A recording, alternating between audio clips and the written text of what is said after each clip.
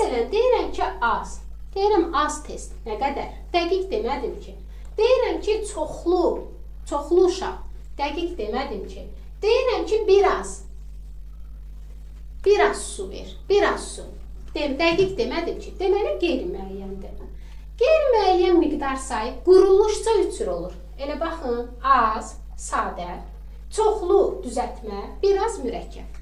Sayıların içərisində bir dənə qeyri-müəyyəndir ki, üçü də, quruluşca üçündə də ola bilir. Sadə, düzəltmə, mürəkkəb olur.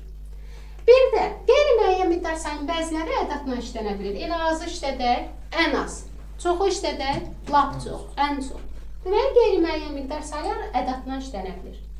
Bu belə. Qeyri-müəyyən miqdar sayında nə edeyim sizə? Orada bir də təxmini say bir şey var, təxmini say. Məsələn, 5-6 bu da qeyri-müəyyəndir də. Axı, mən dəqiq demədim, 5-6 dəqiq demədim. Bir var deyəm 5, bir də var deyəm 5-6. Bu dəqiq deyil də, bu da qeyri-müəyyəndir. Amma buna təxmini say deyilir. Təxmini, yəni təqribi.